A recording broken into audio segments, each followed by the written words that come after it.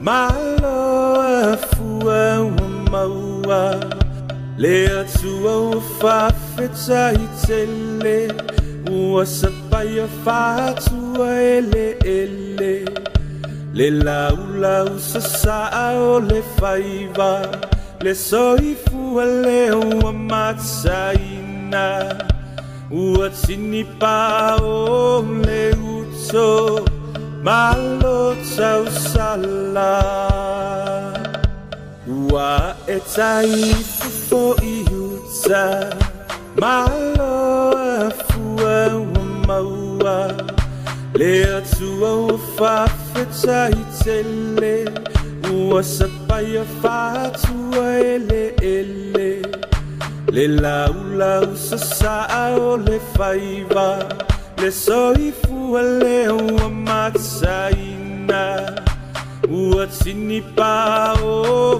le uto malo 𝚟𝚙𝚢𝚙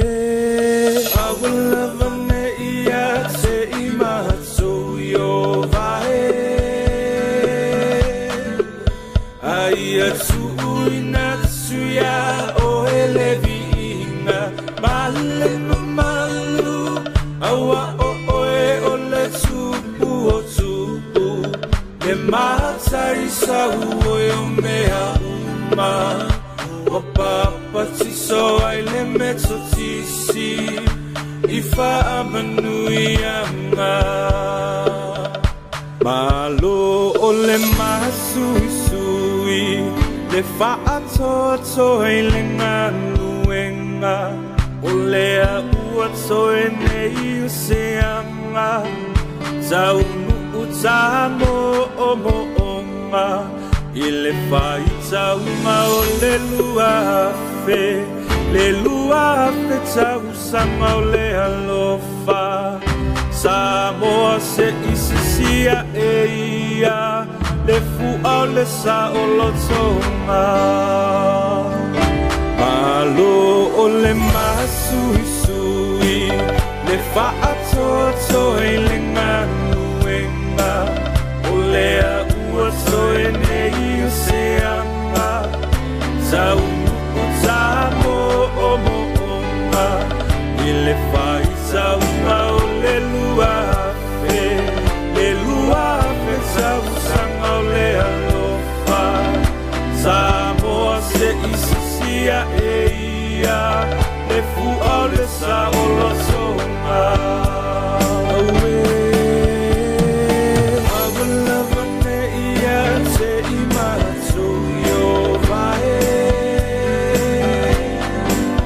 Aia tu'ui natsuia o ele vi'inga Male mamalu awa o oe o le tupu o tupu Le matai sau oe o mea uma O papa tiso ai le meto tisi I whaamanui anga Awalava ne ia te imatou yo vae Aia tu'ui natsuia o ele vi'inga Male mamalu awa o oe o le tupu o tupu Le matai sau oe o mea uma Wa papa tiso ai le meto tisi I whaamanui anga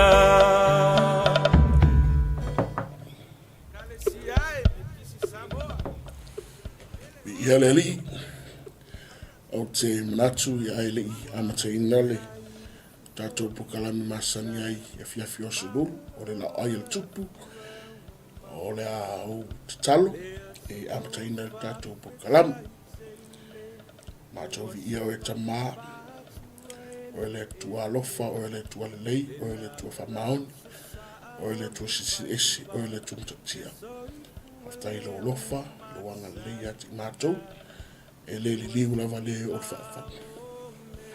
Nei tūlata mā, mo fo I nea wanoa, awanoa le lei wei tu mei a te matu. A pe nao na whaatino ele o nanga, whaonga ele taimi, talatala, whaasoa, mori ngā wai lau le lei, ia te matu we ala iau whiong pa ia. Anang pa ia lo matu sosuana siri, fio mai, te wha malama lama, te wha iloa mai wha lau tele loa whionga pa ia, ia matu loto. Ia maua se whi au tāua, maua se wha umanga wha lea nganga mo matu. Toma tauina I pelo matu o lau au na mo oe. A mata e ta maa ni pukalame se o lun whaiwina. Anga leita maa, ia au tangata, tino kiriso lau pa ia lo mai mo mai, mo le wanoa e mafuta mai ai. I ai lo au wha mianga, se foi o lo mana o mia se sosoani o lo ui se mafutianga se wha fitauri. A apa atu le mana lo ngā pa ia tama. Le whapena ana fō, matineia, ia whawhitau li o lo hui e tangata I tōtasi. A mata nei whaasoa se o lon whaiwina. Tu maure te elo lawe inga nei se o whawa. Amen. Praise the Lord. Ia le li. Ia.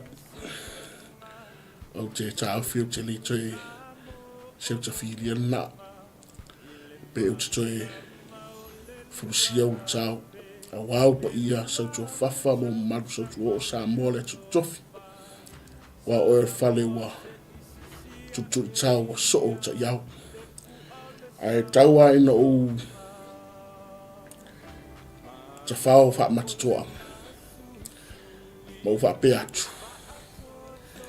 Watu esi whatu lima po kalamela ai tupu le nei tulafi yafi. Sambo, tarofa lava. Mai lava I maunga tele se o I maunga iti. Ia pa ia wale sua yo. Au whainga ruenga tofia le tua. Au whapenga. Au whatua. Ma lor se fo manuia. Ma lor tu whalau lei.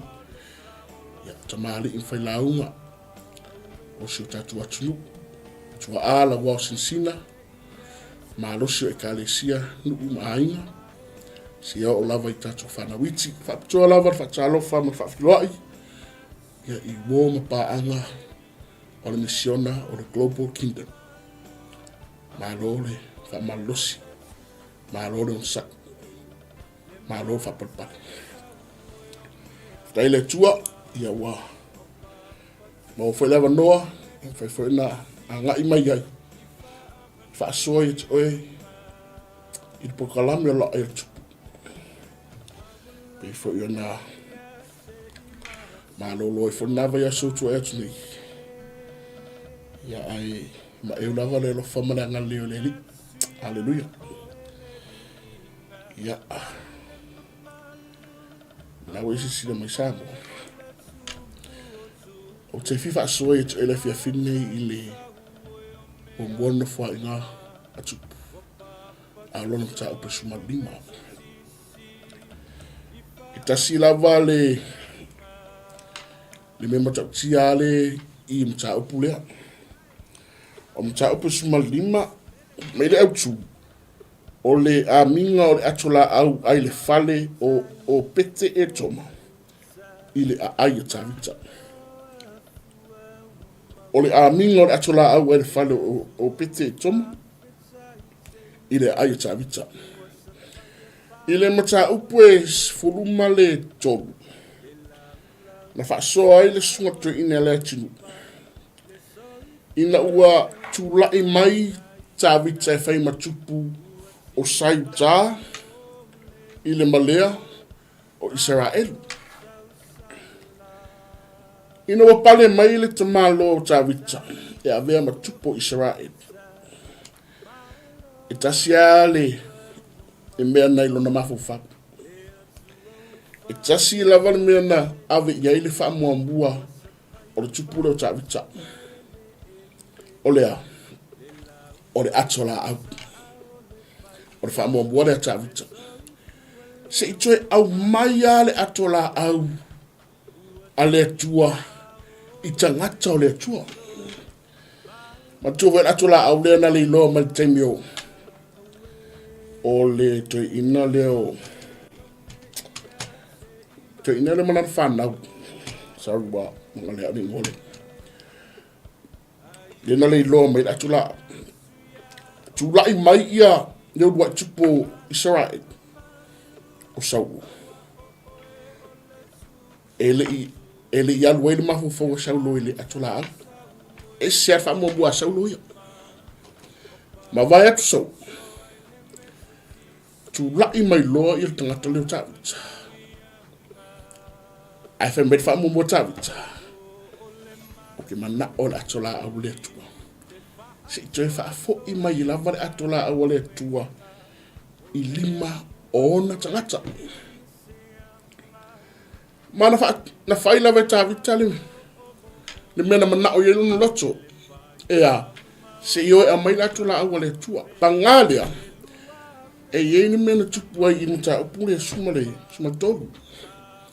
E ye tua pata tua o le na wal tupu tavita. Na li piola i tika mausa. Na mai mawar sei fua o se tasi o sui o le aino Israel. O ina malolo i lola i al atula au le whale tangata la leo o pete ito. Se i whaafela atula au. Ai se koe fo. Se ilo pole ale meu tupu. Yeleri. Wawa ai pole ale meu tupu. Tolu masina o nofole atola au le whale o pete ito. Ina nā tolu masina na wa aia tangata o nuutua oi. Le whaamanuianga le atua i to tonu o le ainga o tawita. Nga le winga tala, ua tupu le ainga o tawita. I le malea, ua maua whare manga i aramara. Wa tuu le mautale o tupu tonu Israel. Wa whaamanuiaina ma ua whaeaina le atua. Mai alorenga luenga o mautale tupu. Ele i whapena ona ma vai ele ngā lala loto tangata leo tawita. Si te amai ale atola au. Le atola au ale. Iale li. Le ana oe au mai in mata upu sumato. Sumarfa. Se soani mai le tupu leo hi ramboe. I mea umai whaile mautal tupu. Sumalima no. Wa tuul whalo tupu mautal tupu. E o mta upu sumali. Olo o mta ia tawita. E au mai al atola. O a fwere atola au tala non mamalu le tua. O re pa ia mana mamalu le o le tua. Ia le li. E atola au le. Ai whaana nau i tawita. E ti ofo ia wha me melo Israelu. I tangata neo tawita. Whai mai a Israelu David. E sea, leo o tatu i loe i le loto o tangata lea. E tuli matai e le loto tawita. Le loto o Yehova. E zalo. Te manatu o le au le whaita ual mta o pua o le au tango te. A o to am fa so atu na e. O te man tatu taimi.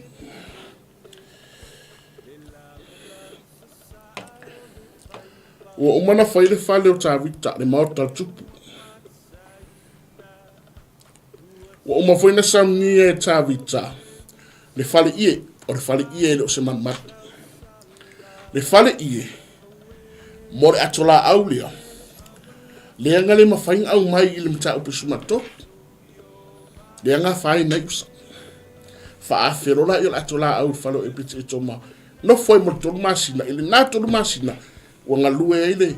Whatina ina ere le mauta tupu. Tu lai tuol mauta tupu. Mau mafale ia wale atu la au. Ta pena lola ia o tawita. Ma Israel atua. E faise fai. E au mai atu la au. Praise the Lord. Ato no na we tau mate ia mai tau ite. Le loto le tangata no tawita. Si sa o a le tala tuspa ia. Wa o maua e tali o gisi. E tu sama ua. E lore leia tangata no tawita fa amagi e fini ngalore tu. O le vai mo mo fia fa soe te o men ta upulia. Fa pia. Ia o ina tatou mai lo tatou tuanai. Ia mawhai o na o ina tatou mai lo tatou tuanai. We need to learn from our past. Learn from our past mistakes. Ia mawhai o na tatou whalea onga. Mambawas tatou le so na taua. Mai I whawhita uli, mai mesese, na tūla I tengu sola. I tuana. Ia lele. O ara uputa utino lava, e lea ia se lau pasengi san tuana. Hallelujah. Atonu e na te silisila mai, e yaini meo wa tuana. Na e manatu sa kaunga le leilo na whainga ai e le le anga I mai. So e leia se lau pasenge ato toa ngana savaringa. Ai o ta ua I o mero tula I mai I ta upule sumalinga. O leo tatu Laoai, tatu Nofoa'Iga, tawita. Wa mawhai ona ia hao awina mai I mea na tupu tuana. Wa mawhai e tawita ona mawasa na whalea o ngā tāua. Se le sona tāua. Mai mea na tupu mai le tuana. We need to learn from the past. Learn from our past mistakes. Because we all have a past. We all have dark past. Iele, ito fumata tau matuana I le mano ia. Tuana I le. Ai, o le mea tāua. O le tātou wawa ai le tuana I. Ma tātou le sona I. Ma o awina I tātou. Mai mea na tupu tuana. Tātou te nofo I lalo ma tātou visiti. O le ele mea na tupu. Ia leli. O le ele mea na tupu. Ai pe ai se afo I na tupu ai le mea. Ai o le afo I se whainga. E mawhai ei ona awane I tai tupu le mea lea na tupu le tuana. O ngai oinga umana tangata en whaiona. Na wa ai le tuana. Ma maua mai se le sona tāua malu mana. O visiri ngā. O le ane tupu. Ai se ana tupu ai. Ai o le ase whainga e mawhai ona fo I ai le mere ana tai tupu. Hallelujah. O le wawa ai I ngā tāwita le I tā upulea. O le whapea mai a tāwita ia Israel. E oi awa o tupu.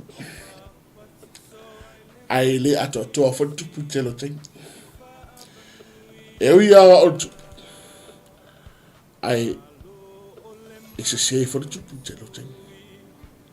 Even though I am the king of Israel, I also make mistakes. I am also a human being.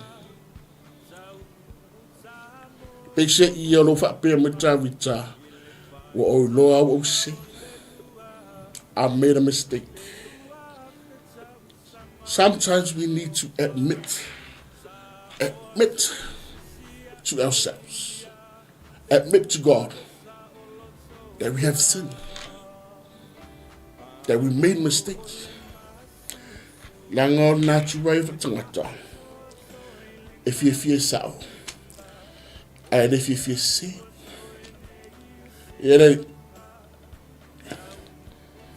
I osutali macho pa yesota mata.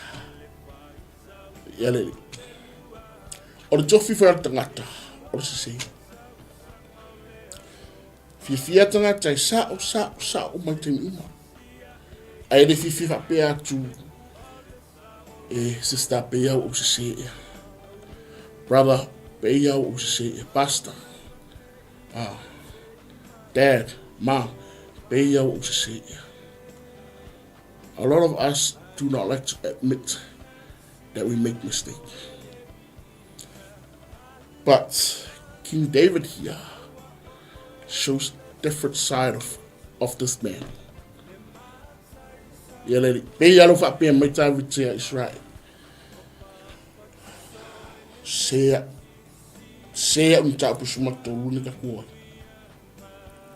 I made a mistake. O vai nga mo mbola le fifa malu si et.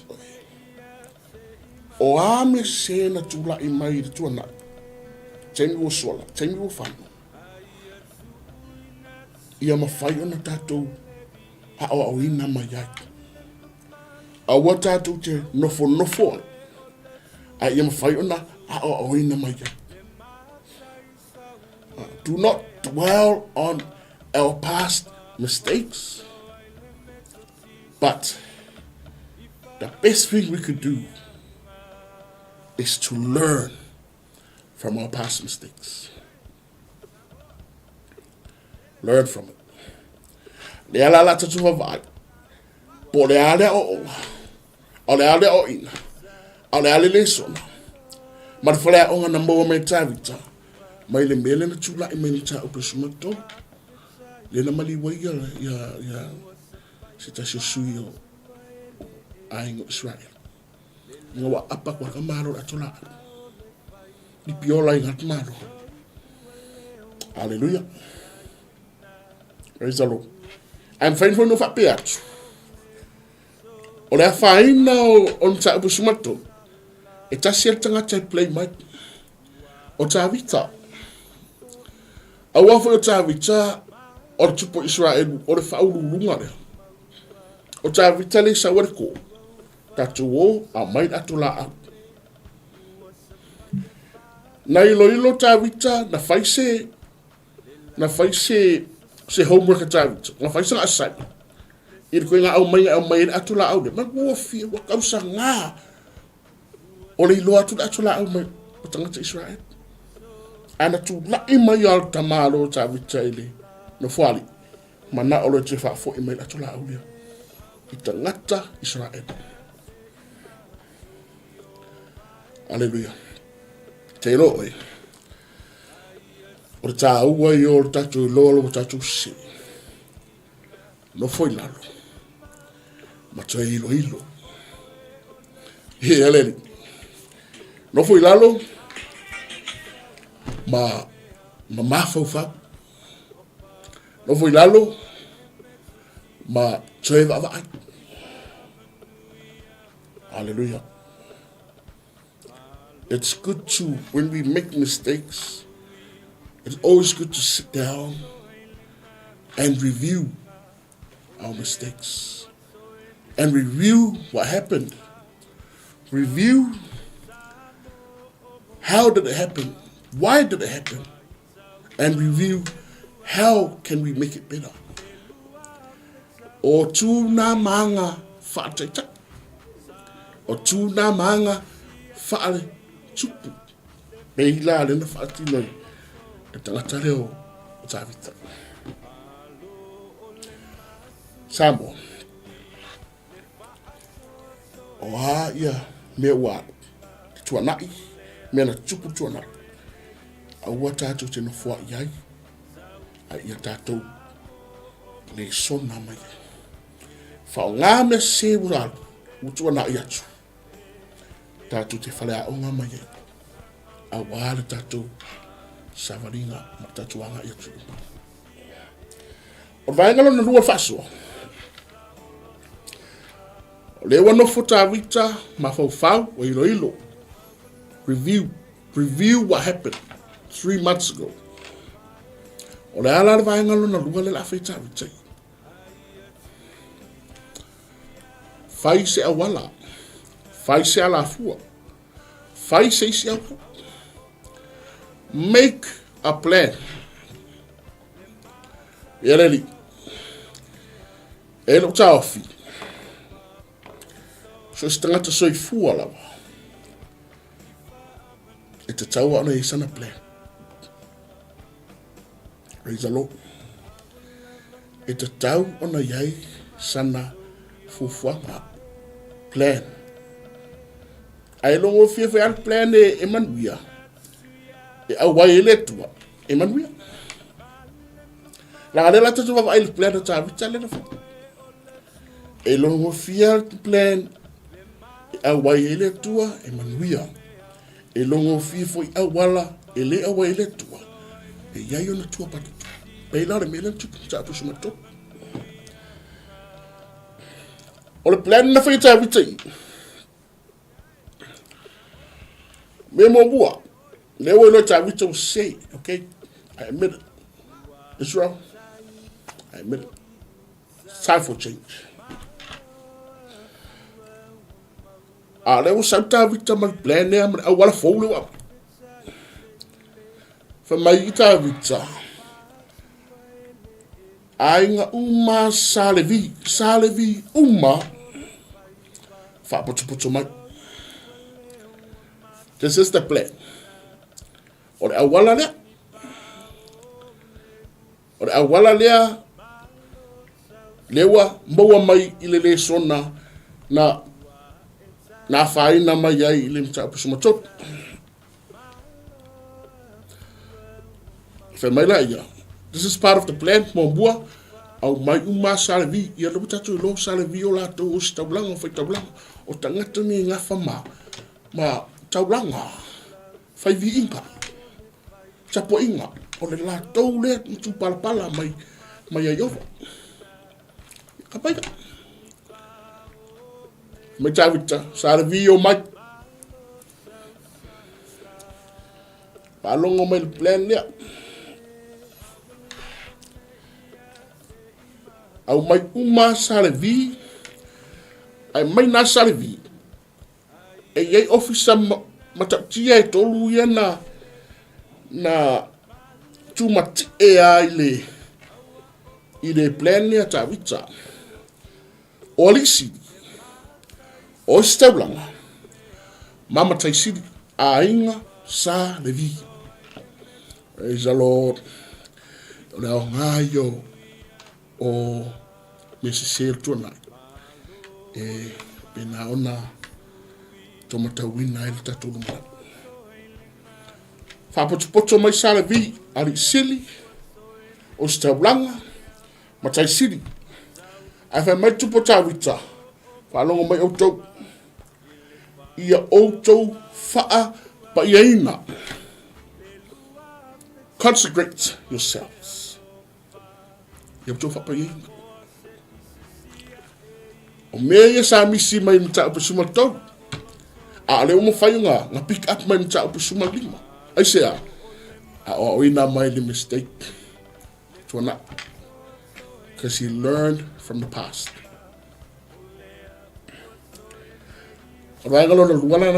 Make a plan. Have a plan for you and your family. Have a plan for you and your children. Have a plan for you and your family. Praise the Lord. All plan finga lem finga align mal finga lole tua mal vala wina. Hallelujah. Langal plan man wina. All plan finga align mal finga lole tua. Malota to vala wina. I all plan finga le e mamau se tato mata vala wina le ai. Yeleli.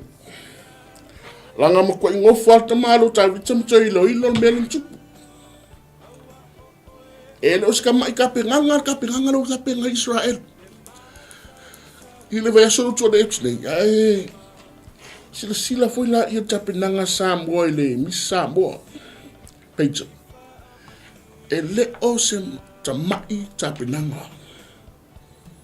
Ngama ko ave uma ele sela pasenge o komiki i Samoa ile a ili fatino ina o tapenanga le ina ia mfayuna tino mai mata mai matula i mai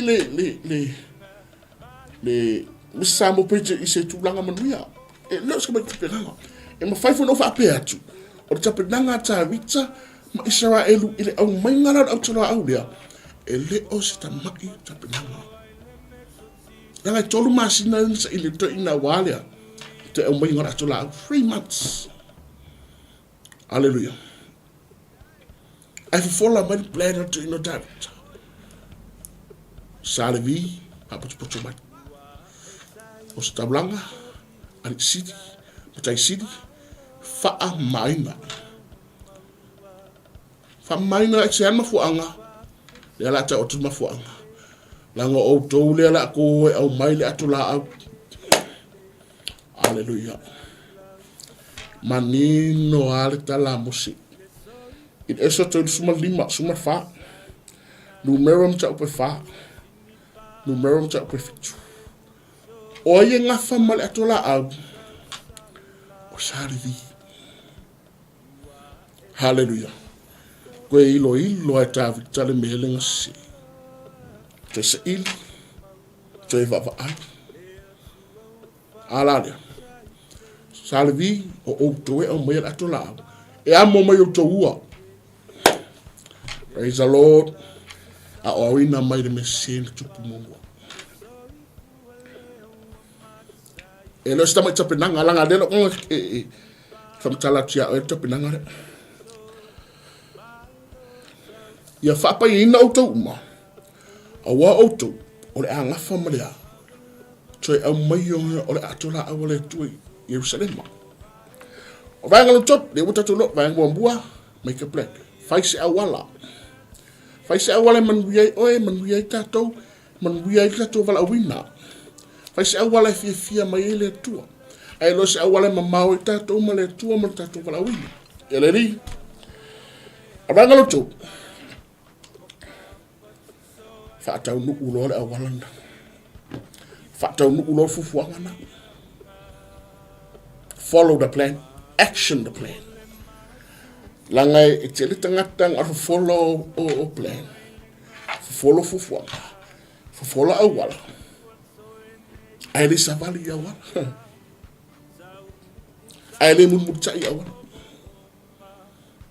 Ele ifa pela ta vitam Israel wile. Ta penanga o mai la tula. Fata tiele awala. Male ala fua. Te mea. Toi murmutai ila wala mana la fora. Fata unu ufufuanga. Follow the plan.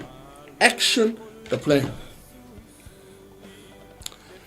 Ala lem ta upulia. Nga mo mai salvi ia atola. O ata witar follow o piti itoma. Le fe mengam ko mangui ai le aingo tamalolo o piti itoma. Tolu masina o mori mawina o piti etoma o lana to olua o lana fana famungianga le tua ona sea atola awale tuale le fana na wita vita e ko fu imi don talata a ayita vita Jerusalem le long mu ale o saita ala de fato le fufa follow the plan adela le wa mo mai Salvi ia de atola o le sile meta tu te lo le manu ia te lo fufuanga le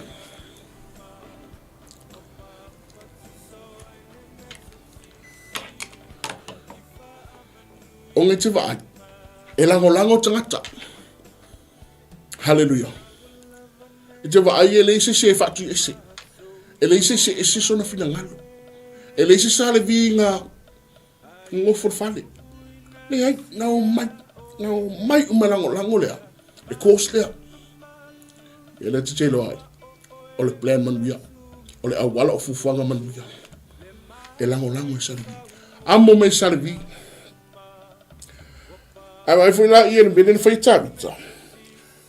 Ile malia, tofi tavita ia foi pesi. Pe o foi e mulinga foi ia ka penganga le misa boringa uma tuesu. I tapenanga a tavita ma Israel le ko fa foi me tula. Tofi le tavita foi pesi. E iai au vaenga e usu pesi. Ila au pesi. Tofi tangata e a wale na peli. Tofi si vaenga a wale kitara. Tofi si vaenga a wale sume palo. Apa mea e fatatang. E no sta mai tapenganga. Tofi tangata. Au sea. Se langa taua tele ya Israel. Taua tele ya tavita. Le mafuanga le wanga nga. Se o mai atola. Ai ele si mam tiale il tusilia. Na o ai Israel o wala o mai atola o bia. Na amo mai salvi. Taula mo salvi. Fa mai. Fa ngani na mo pe pese leo tele. Mare fia. Ele ma se sing fa o mai atola o bia. Pe pese leo tele male fia. Ma fosha. Atola au de la ko fa fo. Pela no foi atu. Tatu te lo le le fufuanga manuia tavita, le plan manuia. Ea, e fai me fifia tangata, e lango tangata. E le se komum, e le se mui. E mea, pe pese male leo tele, male alanga fifia. They all supported the plan. They all followed the plan. They all action this plan. They all execute the plan. Our plan, yeah. Our plan ng mawa inawa. Se ya antanga. Praise the Lord. Yalen. Ayala tatu. Hallelujah. Tawal plan. Tawal tatu of island. Our fufuanga fingale ital finga imal finangalo le tua. Ma sosoani tatu vala wina. Ai lor fufuanga fingale ital finga imal finangalo le tua. Ma fa toma mau tatu. Ma le vala wina tatu le tua. Ero sa mai tapinanga. Ore si me meto tiana tupu I le wa ina wa ngai Israel e mai. Alo ia. Nen tatu va ida boboli alo ia le Samoa I. Neno wa ipon nafi. O mori alo ia. Ata tuma ho fa vola men tupi ya sore. Imta pule suma. Na makwa I masi ya Israel ya. Atola. Atola. Masi ya Israel ya. Ko mai atola na mama. Hallelujah. Orpa ia. Ele mala mai tua oyo nu fa pa tangata isi. Ai mana mai tavita, mana mai salvi, mana mai Israel. Ele malea fe mai na osi taulanga. Ana bewa amo mai. Me pese, taki tara, na peli, sume palo apa mea. Alanga fifia, leo titele. Ai tei fasi mat povie. Povi man mamoe fai tabla. O I tatu jei loa e lei fatamala Israel. Ile plan lea. E lei fatamala Israel lea. I te fa fo I men magoe. Ai si tangoi fai tau atule. E ele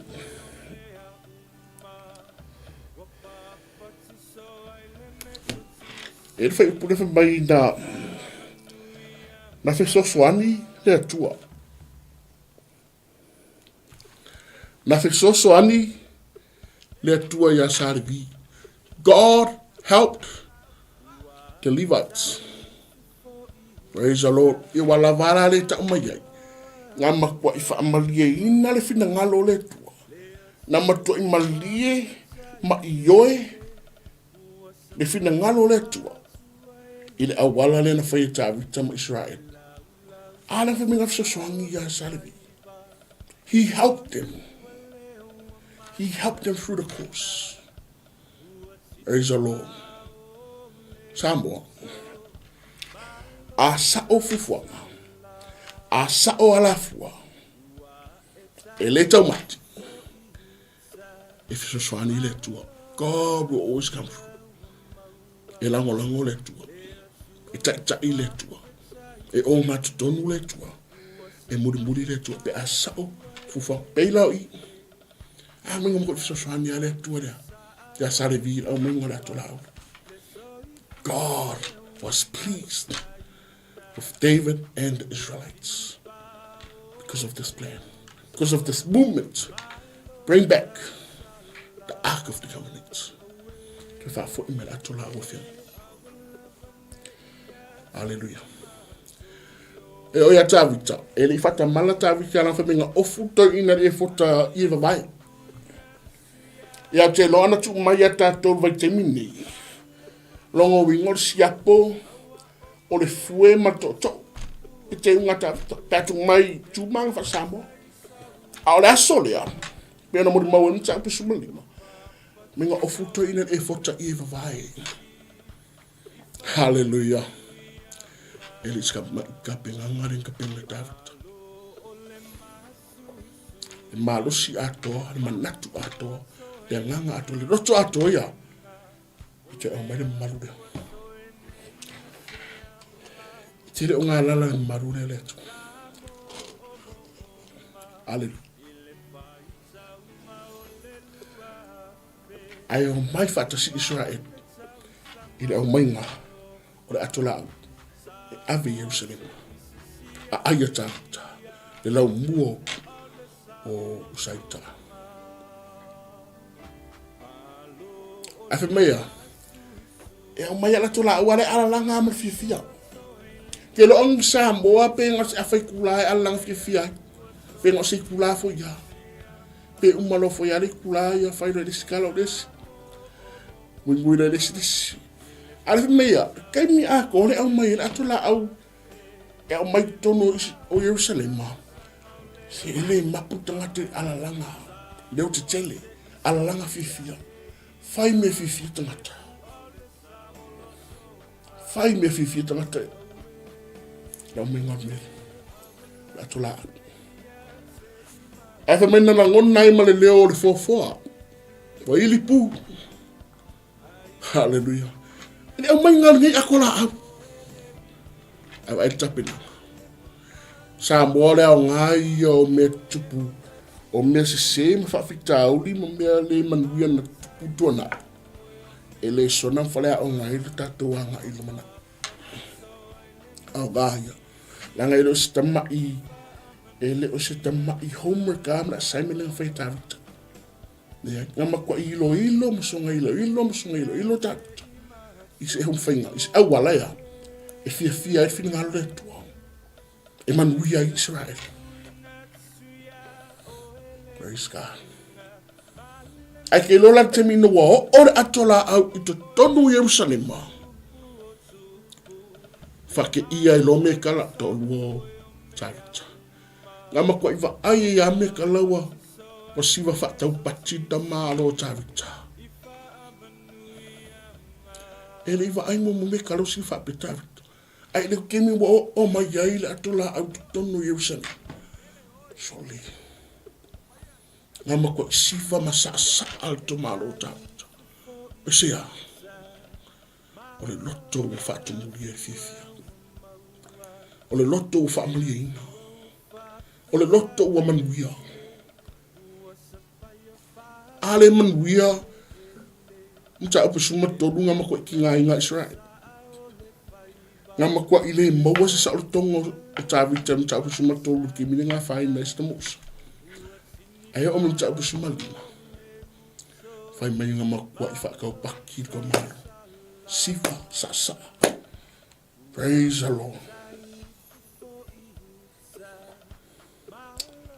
Alalanga, vivi itangata. Alisilele sonali. Praise and worship has to be our lifestyle. Not only for one particular day. Ole vivi matapwai. Nena whai tangata ni. Pesim alalanga. Vivi matapwai. O se me tauna whai yaso umalava i leo noa. Elena ole sa. Elena ole aso e. Te mana o i se mea. Praise the Lord. This is on the man really. But it has to be a lifestyle. Hallelujah. See, David was leading the worship. The front line of the malo te utavitea. Si vada malo. Ai feiti o imikala.